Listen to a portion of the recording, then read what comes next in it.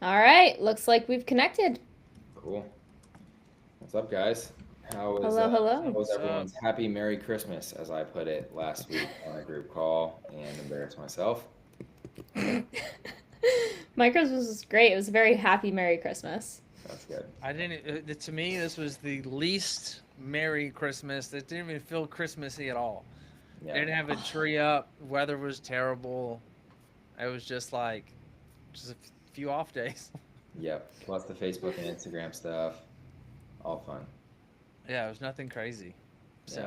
at least not on my end. Yep. What are we talking about today?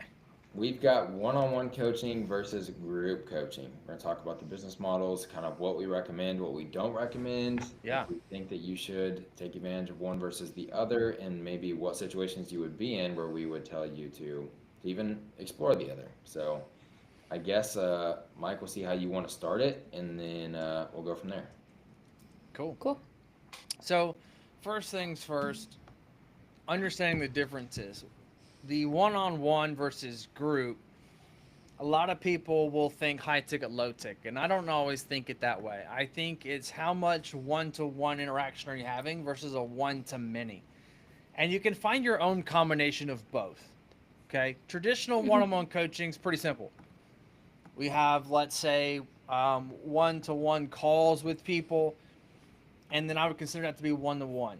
If you just do like weekly check ins, text message, email, or through like Trainerize or something communication, I don't know that I would truly call that one to one coaching when it comes to what we're going to talk about today, right? Because answering messages is not the same as having to dedicate a block or an hour time or 30 minutes time dedicated to a phone call, right? So it takes more attention to do that than it does to be able to answer messages from anywhere in the world versus the phone call aspect. You got to be set up. You need to be with good Wi-Fi. You got to have good lighting. Like you got to deliver a good product. Hmm. So for my aspect, what I like to consider is the one-on-one being your concierge. You're really providing the most value to that client versus the group model, which is where you can do group calls instead of one-on-one calls. Now, I prefer to try to do a mixture of both, but you also can create two different price points to be able to handle, let's say, the masses and your concierge service, right? So, for example, $300 a month, we have one group call every week that everybody can jump on, right? View this live as an example of what a group coaching call would look like, except the difference is that people will be able to join that Zoom call and it'd be more of a community or team versus three people lecturing. Hmm. The other aspect of that is to be able to create that concierge versus the group is that you can have that $300, let's say, group, but then let's say you charge 600 to do a call a week, right? So let's talk about the pros to each. My suggestion when people first start out in coaching is to definitely have one-on-one calls. Mhm. And the reason being is that you need to really truly understand what it takes to coach somebody. Now, if you come from in-person training, you're used to having those calls. They're just in person, right? So you're used to selling yourself every day, building the relationship. When you no longer have a voice and you're just texting, you're emailing, you're communicating through some type of device, you actually no longer have that ability to constantly build that relationship and sell. And so, what are you not good at? You're not good at phone communications. You're not good at building relationships outside of saying words with your mouth. You're just using your fingers. So you might be a short texter, which makes you not great as far as building those relationships. So you need to do the one on one calls because that's your sweet spot. That's what you're good at. But also learn what the online client needs versus the client that's in person because there's a big difference. And then the group side of things, um, this is where something I typically find where you do once you get good at doing the one-on-one calls because then you know what to talk about on the group calls. Hmm. Oftentimes if you don't have one-on-one calls, you come to a group call, it's kind of like a fiasco. Like you don't have the structure, you don't have a template, you're probably timid, Yep. don't know what to say or how to say it versus if you have one-on-one calls through Zoom all the time, jumping on a group call isn't that really big a deal. You do it all the time. And so I would say us three have really kind of like mastered speaking through Zoom because we've just had so many calls, Yeah. right? I know your guys' calendars, like you guys do between 35 and 55 Zoom calls a week.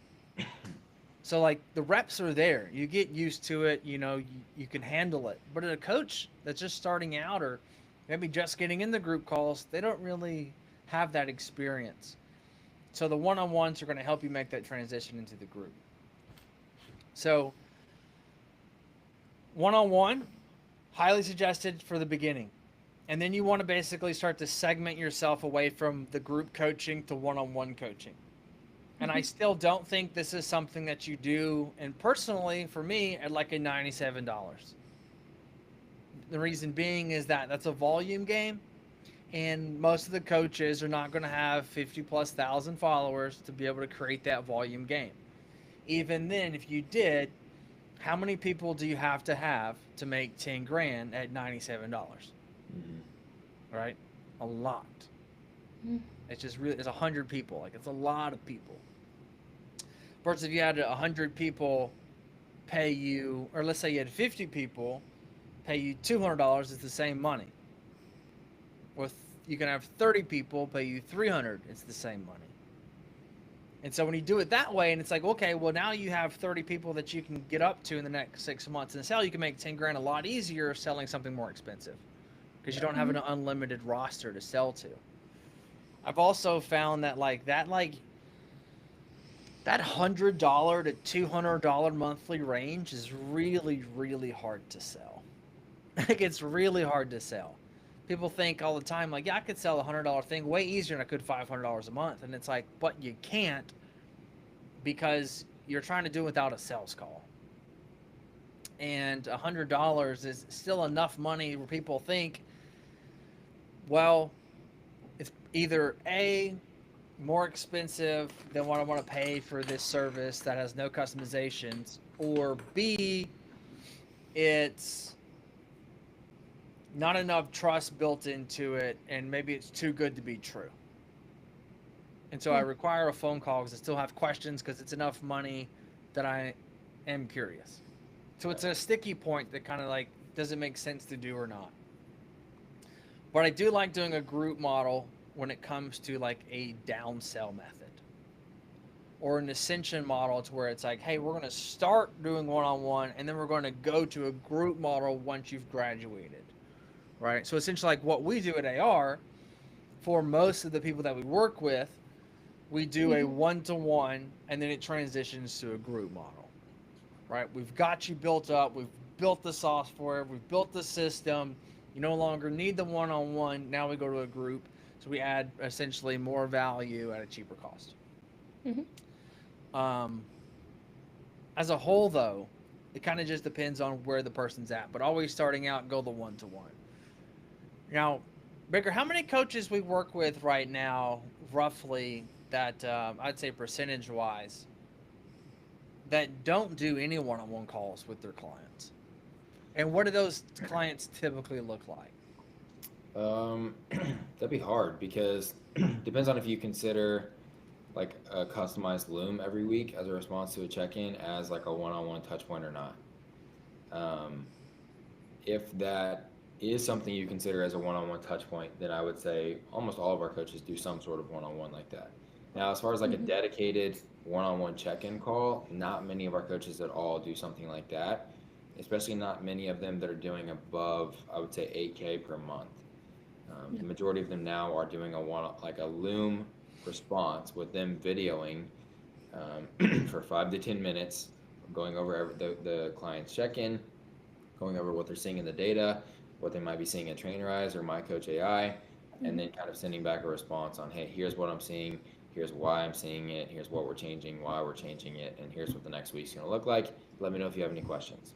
So they get to see the coach's voice, or see the coach's face, hear the coach's voice, and kind of, be praised if they're going to be praised, or, have somebody get onto them if they need to be getting onto. But I would say all of our coaches have a one-on-one to some degree. It just that not many of them are still doing one-on-one coaching calls in that one-on-one offer. The ones that are, though, are charging a pretty penny for that access, for sure. Yeah. What do you think, Felicity? I would agree 110%. I would say most coaches are now leaning towards the Loom videos, like you're saying. I've seen a lot more pop up recently with that rather than doing one on one calls. I know a few coaches who still offer one on one calls, but again, like you said as well, not to reiterate too much, but they're charging the like high end rates for that, like the $500-600 a month minimum. Because it takes so much time to put someone on a calendar and then have everything set up and ready to go to have that one-on-one conversation. What's Question your? for you, Go ahead. question for you, Felicity.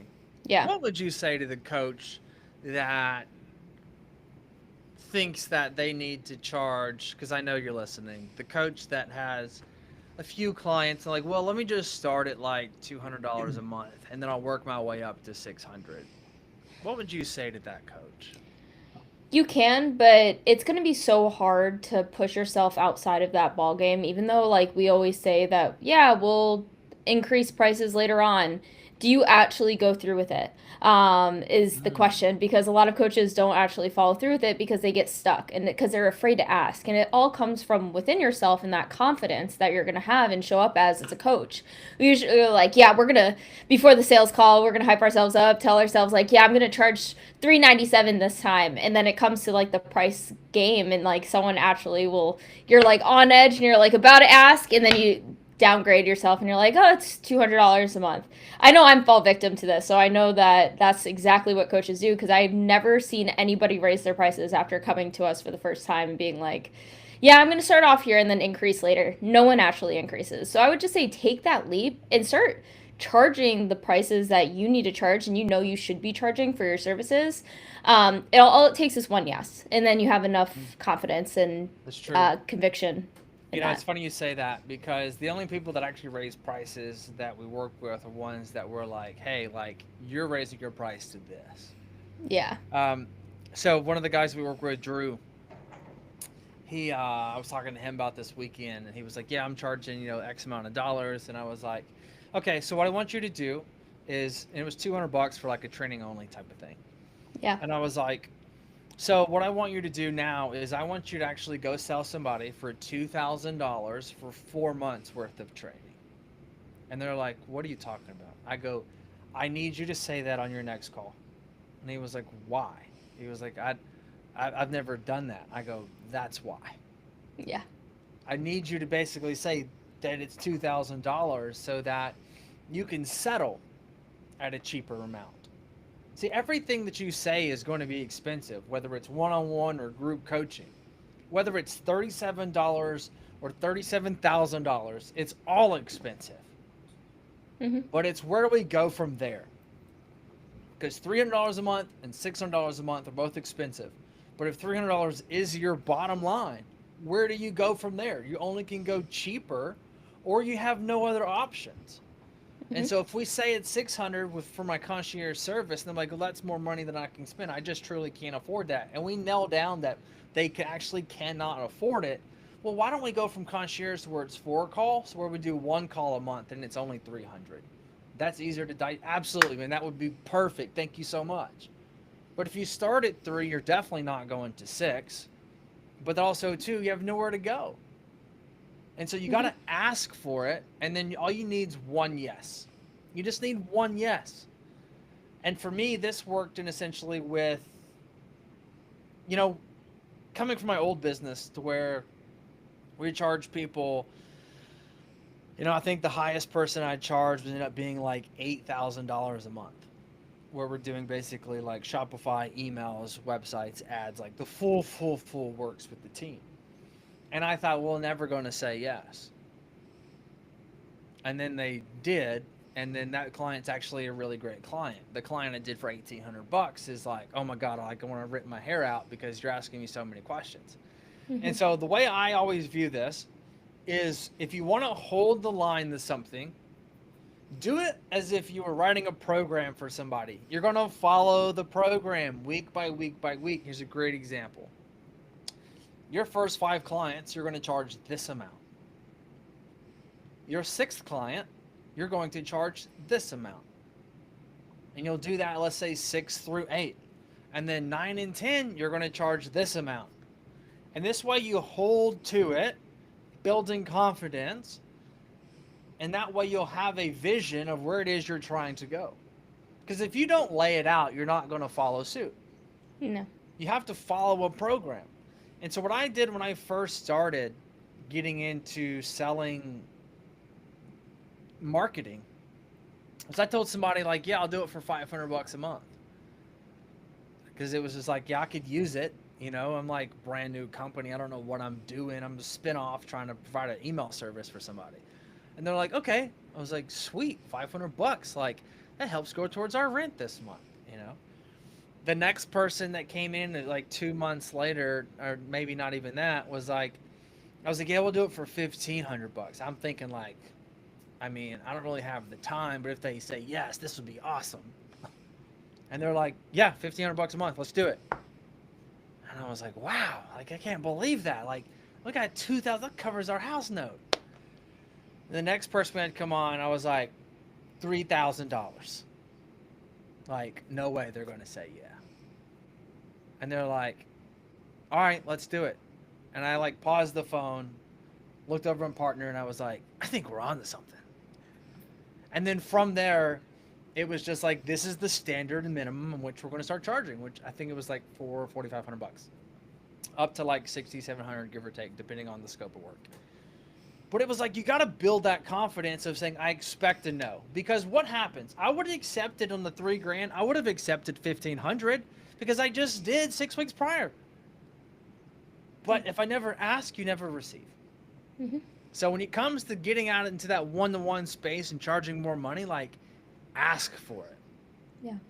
Right? Steph, one of our coaches, charges a good amount of money for his closes. And I was shocked. And I was like, really? You're selling that? And he's like, yeah, man, like one a week. And I was like, what?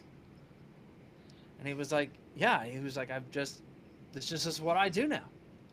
And I was like, just thoroughly impressed. And I was like, wow, dude, like that's some of the most money I've heard for one-on-one coaching. And that's amazing. And I know the service he provides is like incredible. But he niched down to the right person, the right people, and is like really crushing the game. Mm-hmm. Baker, what is actually, let's get cute here for a second. What's the most amount of money we've seen somebody charge for one-on-one fitness coaching? Yeah, monthly, $1,000 a month is what I've seen. The most I've ever heard of someone charging is they're like, yeah, I wanna get paid by one person. This is made for a very specific person, and they launched this offer at $10,000 a month, and it was just for basically a CEO who wants his entire life like optimized, and just like one-on-one everything. I'm gonna hold your hand all day every day, like that's what it was. And I saw this guy launch a $10,000 a month offer. He got his one client, and that's what he did for like 4 months, 5 months. Was just like one client, $10,000 a month, concierge, everything. Like you need a custom dinner tonight. Like I'll rework your macros and figure out what exactly you're gonna order with that. Right? Like everything. So yeah, I make this statement. It's a lot easier to sell 10 $1,000 clients than it is to sell 10,000 people at $1. Yep. People's like, I don't know, man. I'm like, trust me. You don't have that sheer volume. Mm-hmm. And also too, like if you can get somebody and build a relationship, you got to remember that perception's everything. And I assume the more money it costs, the better it is. You're just not speaking to the right person yet. $300 isn't that much money. Truthfully, it's not. If it is, then you're not the right person yet. You're not the person I'm trying to serve. I'm trying to service a person that has these problems, not these problems. Mm-hmm. Right? And that's all it boils down to, is different levels of different fitness journeys have different problems, and different people have different problems. What problems are you trying to solve for people? Are you trying to solve which restaurant they should go to? Or are you trying to solve which chicken they need to budget the purchase at the grocery store? It's not that one's better than the other, they're just different, right? Yeah, I had a call recently where I was talking to somebody about one-on-one coaching, and they they were telling me about like, yeah, I know it's for me, and I know I should prioritize myself, and I know I should do this, I know I should do that. It's just like a finance thing, I'm not really sure. I'm like, okay, well, it sounds like you're having this internal battle, which most people deal with, and the real battle is you're telling me about this identity or this person that you want to be, and you're also telling me about this person that you currently are. The person that you currently are doesn't invest in things like this. That's why you're kind of talking about all the things that you're struggling with. They don't invest in their health and fitness. They don't buy the supplements. They don't hire the coach. They don't do all. The person that you're telling me that you want to be, who's not insecure, who looks like this, who acts like this, who moves like this, that person does invest. That person allocates a portion of their budget to their own health and fitness, to themselves, to a coach, to the supplements, to the meal preps, to all. That person does invest in that. And she was like, yeah, that actually makes a lot of sense. I'm like, so we're going to be prioritizing this, but you have to step into this identity first. And that's really what you're trying to get people to understand.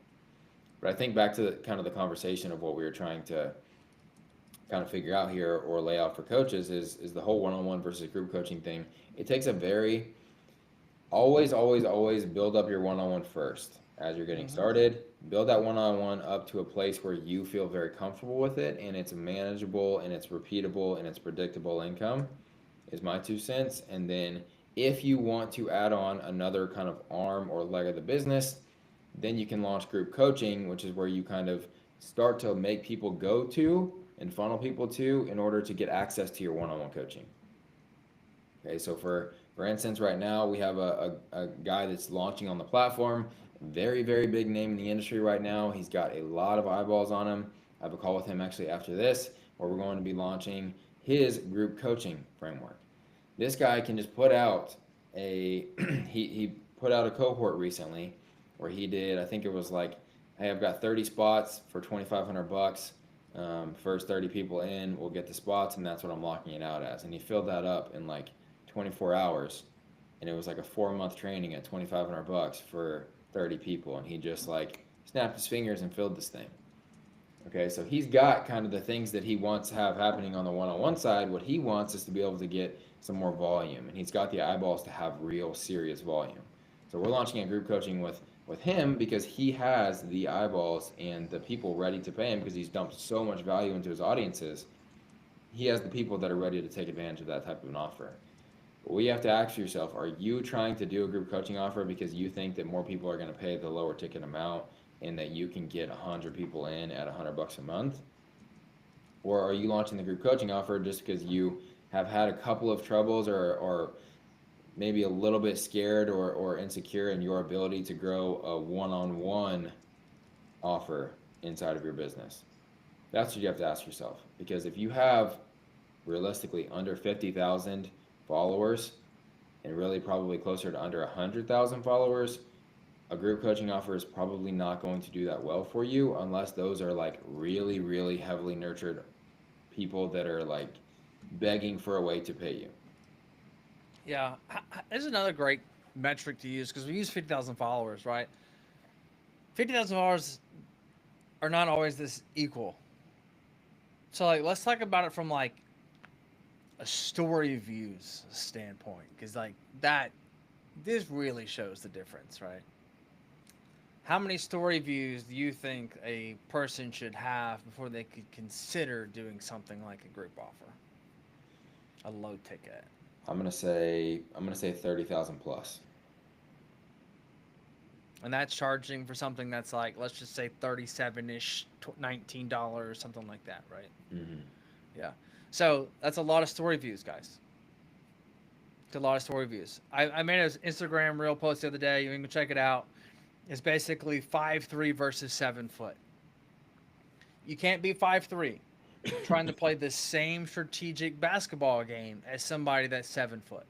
You have different strengths, and so you can't get in the paint and expect to beat the 7-footer. Just like the 7-footer can't get on the perimeter and expect to beat you because you're going to be quicker than them, and either you can outshoot them or get around them to actually make it to the basket. So if you don't have the volume, don't try to play the volume game. Just because you build it doesn't mean they will come. But even the person that has 30,000 story views is still only going to have like a 3% conversion rate of everybody that clicks the link, right? It still follows the same rules. If you, at 3,000 story views, 3% will not make you the money that you want to make inside the business. It just won't. You need to get to where you're having a 15 to 25% conversion rate. Then you'll be super happy. And that's what we try to focus on, is getting coaches to roughly that like 20%. If you get really great, like some of our coaches have had a 39% conversion rate of every single lead they got, which is just like mind blowing. Like, how did you do that? But 3% is just not going to cut it for anybody.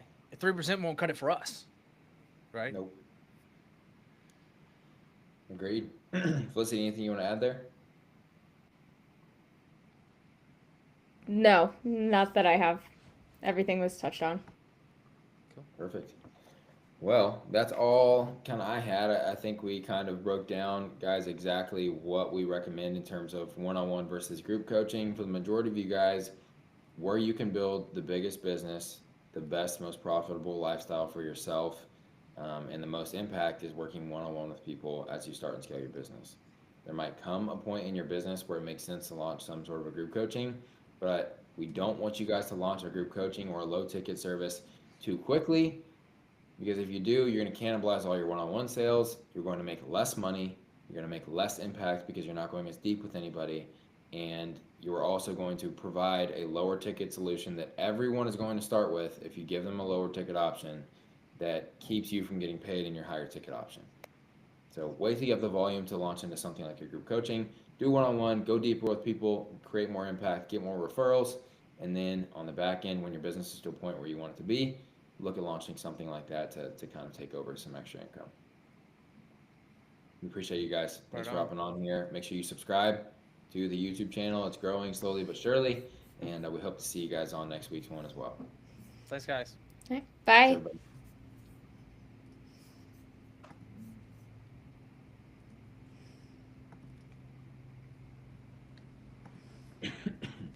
We'll see. Let us know when you press end on that as well. It is ended.